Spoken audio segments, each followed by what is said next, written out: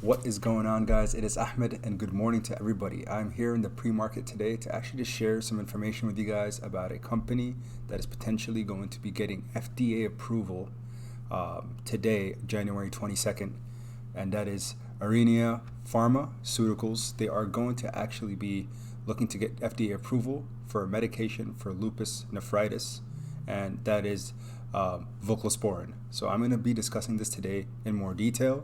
So please stay tuned. As always, if you're interested in trading in the pre-market up early like today, for example, please use the link below to download Webull, which allows you here in the United States to not only get 4 free stocks if you deposit $100 using the link below, but you can also trade in the pre-market and the aftermarket, which I think gives it competitive advantage over some other brokerages like Robinhood. So without further ado, let's go ahead and get started. So today's the PDUFA day for Voclosporin. And that's all that means is, again, the FDA is either going to issue approval for marketing, as mentioned here, or issue a complete response letter. So a complete response letter is basically a rejection letter saying, hey, it doesn't look like it met the standards that we have set forth. But oftentimes, again, at this stage, it went through all the clinical trials. Everything is done in that sense. But now, today, we find out whether the medication gets approved or not. And you can see here on this, and you can use this biopharmacatalyst.com. I'll link it below, just to have it on one of your tabs, maybe here and there, just to kind of see what medications, what things are on the pipeline, especially for things that are about to go through FDA approval. So again, the ticker symbol for today's video is AUPH. Let's get into it. So Voclosporin. So Voclosporin is a novel therapy in development for patients with lupus nephritis. Again, now it has been developed, and inflammation of the kidney, which is the most serious complication of the autoimmune disease. So here in the US, about 1.5 million people have lupus. And, I've actually had a friend of mine who passed from lupus, early 20s. And again, it looked like he had kidney involvement or lupus nephritis. Also, another celebrity, for example, Selena Gomez, she also was diagnosed with lupus. She was very open about sharing her story. She actually needed a kidney transplant because of the fact that the lupus erythematosus, systemic lupus erythematosus, SLE, oftentimes manifests into lupus nephritis as one of its complications, and that's one of the more serious ones where it affects and involves the kidneys. So unfortunately, she needed a kidney transplant, but now she's been doing very well. But not everyone is as fortunate. Because again, as of right now, generally speaking, for lupus nephritis, there is some monoclonal antibodies that I will also discuss. That's currently the only treatment that is available. But Voclosporin is looking to potentially act as a treatment for people who have lupus nephritis. So again, not only is this a medication that I think there's a huge need for, but it's also exciting because currently there's no other oral agents that are out there, or oral medications you could take daily to help with basically just making sure that your lupus nephritis is under control. But again, we'll go into that. So a potential first approved oral treatment for lupus nephritis, significantly higher renal response, which is very important. I'm also going to look at the clinical trial with you guys in just a second. Again, very overview. I'm not doing this for financial or medical advice, guys. Please remember that. I'm just doing this to give you guys education because I love teaching, and also because I just want to make sure that you guys are aware of the things that I am interested in. And I will discuss at the end whether or not I'll be opening a position in Aurinia Pharma after this video or today in the pre-market. So again, it also has faster clinical response than conventional therapy, and is all oral dosing, which is huge because a lot of people who have lupus nephritis or lupus are generally younger females. That's where the majority of the population that we see infected, and or SLE in general. So again, remember, if they're younger girls, I'm sure, anybody, not even just girls, but anyone, I think, would prefer a pill over a shot, just because it's less invasive, less painful, and especially if it's a shot that's given intravascularly or IV. Now, other things that Voclosporin has superior to conventional therapy: more predictable metabolism, no therapeutic drug monitoring requirements. So oftentimes you need drug levels with the conventional therapy, but for Voclosporin you will not need that, which is huge. Less follow-ups with the physician, etc., etc. Although with SLE in general and lupus nephritis, you do need consistent follow-up with your provider. Better glucose profile, reduced risk of diabetes.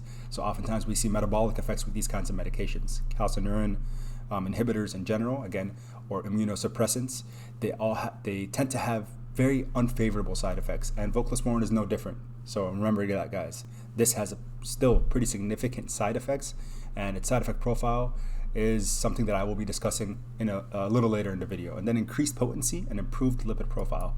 Very good. So metabolic, when it comes to metabolic side effects, we have seen that voclosporin has some superiority relative to other treatment courses, and for calcineurin inhibitors in general.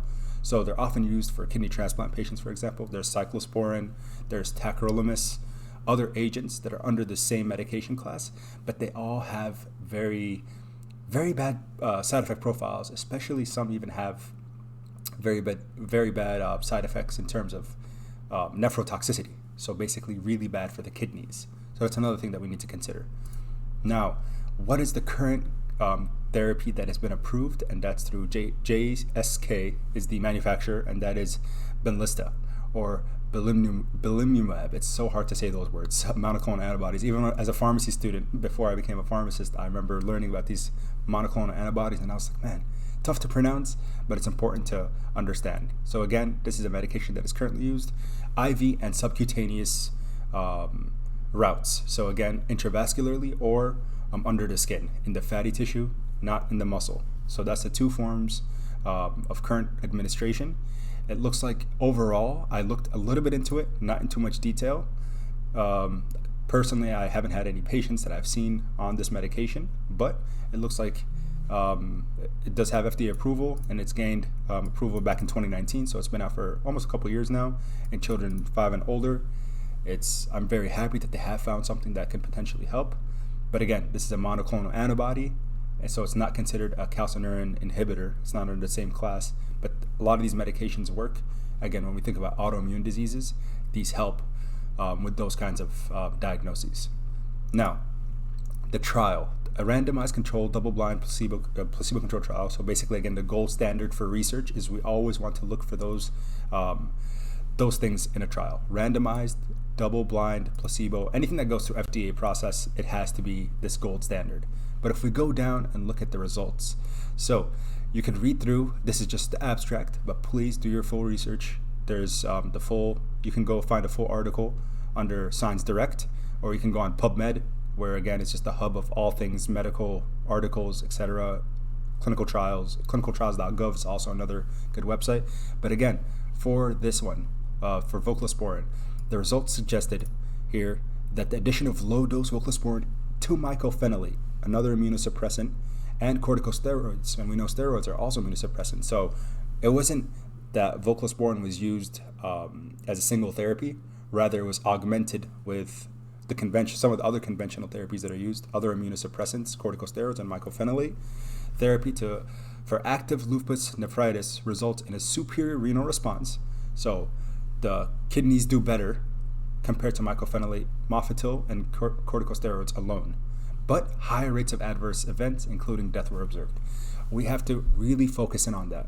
So I talked about side effect profile with calcineurin inhibitors.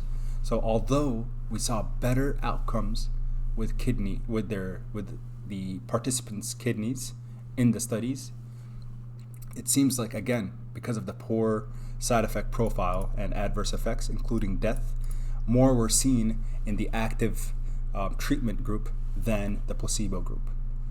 All right, so we saw better kidney response, but poor side effects, and which is very sensible because I mentioned immunosuppressants, things like upper respiratory infections, diarrhea, headaches, all these things that we know about immunosuppressants. You know, when you have more immunosuppressive agents under your regimen, of course it's going to cause you to have those kind of issues. So that's another thing we need to remember and consider before looking into investing into the stock. Now, I mentioned everything as a very basic overview, but guys, I need you all to focus in, because today is the day that the FDA is going to be either approving or disapproving this medication to be marketed. So regardless of what your thoughts are about this medication, but do your own research, look into it. If you're long on it, be long on it. But the thing I want to do is inform you all And let's look at what Wall Street is saying about this. Again, because it is a stock, it's a business.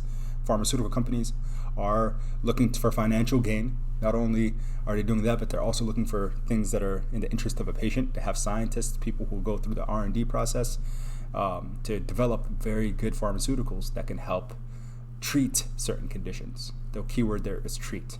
That's usually what we look for in medications, of course.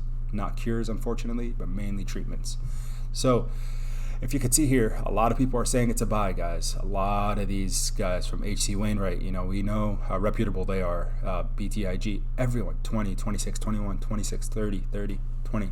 So we're seeing that on average, a $25.40 average cost or average price target in the next 12 months. A high of 30, a low of 20. Let's keep that in mind.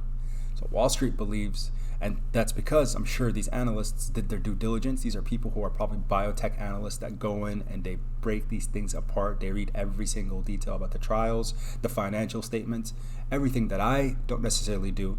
But again, I'm just here to pass this information along because I want to educate you all to make informed decisions before you buy into a stock. So please, please, please look into this stock because I think there's some pretty decent potential if we get FDA approval. If we don't, this is the only medication, Voclosporin, on Aurinia Pharmaceuticals pipeline. So if it fails, guys, this stock will drop and it will plummet until something else is on their pipeline. Please keep that in mind because I don't want anyone to come in and get upset because I don't want you to lose your money because I respect your finances, I respect your money. And again, I'm not telling you to buy or sell anything, nor will I ever do that, but I'm telling you what I'm doing. So current price action with this one. Let's go ahead and refresh since it's been a little while. So $16.21 here in the pre-market. $15.19 was where it closed off yesterday. In the 5-day, it looks like it dropped all the way down to $13.28. In the 1 month, $13.09 was the bottom. And it looks like it's kind of just been up and down, waxing and waning, and not really going up or down significantly. Just around and maybe an average of like 14.50. I'd say it's probably the average. If you look at the 1 year, it did spike up to about $20. I'm not sure exactly what happened. You can go back and look, and then it crashed to $11.34, and that looks like that was its all-time bottom right after the COVID, the pandemic kind of hit us hard, and when lockdown occurred.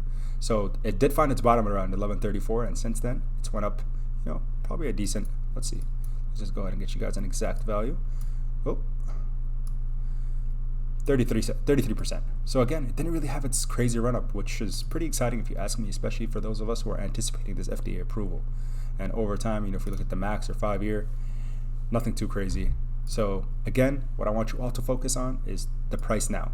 In the pre-market, it's up a little bit, 6.7%.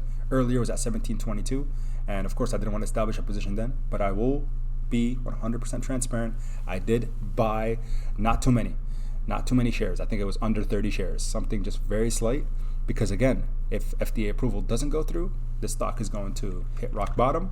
But if it does go through, guys, we're going to see some significant price action with this one, and I truly believe so. So please do your due diligence. Please do your research. I don't want any of you to lose money because I respect your financials. And guys, as always, you have been killing it in this channel. So I thank you from the bottom of my heart. And until next time, guys, keep investing.